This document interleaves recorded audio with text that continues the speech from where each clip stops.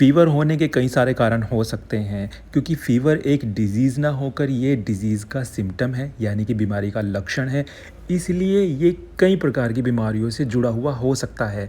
आज की वीडियो में हम बात करेंगे फ़ीवर किन कारण से होता है और इंडिया में सबसे ज़्यादा बुखार होने के केसेस क्या हैं, और वीडियो के लास्ट में बात करेंगे हर्बल रेमेडीज़ की, जिससे अपने आप को आप फ़ीवर से प्रिवेंट कर पाओगे। और फ़ीवर होने के केस में ये मेडिसिन आपके इम्यून सिस्टम को बूस्ट करेगी और फ़ीवर से निजात दिलाने में आपकी मदद करेगी। तो सबसे पहले जान लेते हैं आखिर बुखार होता क्यों है। बुखार दरअसल हमारी बॉडी का एक डिफेंस सिस्टम है, यानी कि प्रतिरक्षा तंत्र है।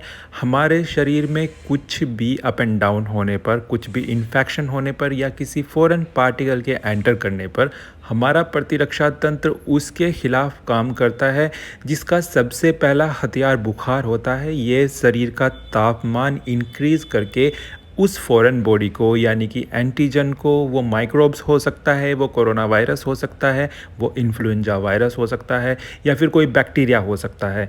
तो सबसे पहले ये टेम्परेचर राइज़ करके उसे मारने की कोशिश करता है। अगर ये उसमें फेल हो जाता है तो ये ऑर्गेनिज़्म को किल करने की बजाय अपने होस्ट को, यानी कि हमें ही नुकसान पहुंचा देता है। तो बुखार जो है एक हमारा बॉडी का फर्स्ट डिफेंस लाइन है। इसके इन्फेक्शन के अलावा दूसरे कारण भी हो सकते हैं, जैसे बहुत ज़्यादा एंजाइटी, परेशानी, या शरीर में किसी क्रोनिक बीमारी जैसे कैंसर या किसी दूसरी बीमारी का होना। इसके अलावा भी बुखार कई सारी बीमारियों से जुड़ा हुआ होता है।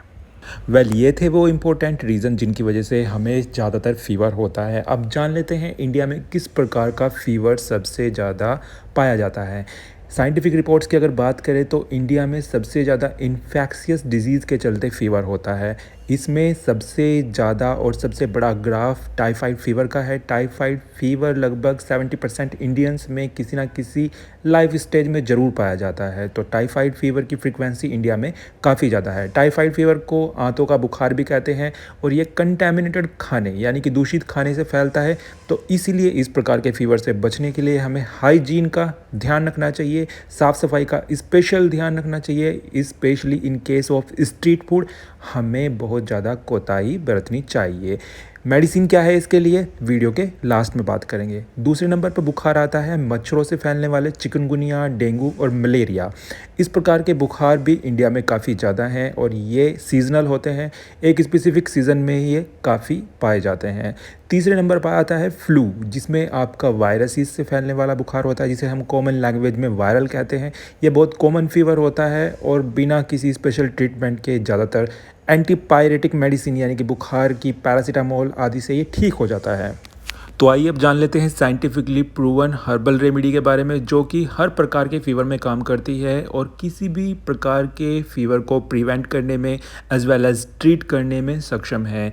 इस मेडिसिन को बनाने के लिए, इस हर्बल रेमेडी को तैयार करने के लिए आपको नीम, तुलसी, गिलोय और पपाया की लीव्स को इक्वल क्वांटिटी में लेना है। रस निकालने से पहले पत्तियों को अच्छे से साफ़ कर लें और एक बार में इस्तेमाल होने के जितना ही रस निकालें। एक बार में 30 ml से 50 ml तक कंज्यूम करें और फ्रेश ही कंज्यूम करने की कोशिश करें। इस रस को आप प्रिजर्व ना करें। छोटे बच्चों के केस में 25 ml तक क्वांटिटी रखें। साइंटिफिक स्टडीज़ के अकॉर्डिंग इन सभी पत्तियों में एंटीवायरल, एंटीबैक्टीरियल, एंटीपैरासिटिक और एंटी फीवर प्रॉपर्टीज़ होती हैं। इसके अलावा ये इम्यून सिस्टम को भी स्टिमुलेट करती हैं और प्लेटलेट्स आदि कम होने पर उन्हें भी बढ़ाती हैं। If you found this video useful, please like, subscribe and share, because your like, share and comment really matter for us. And if you require such content in future, you can subscribe our channel as well. Have a nice day. Bye.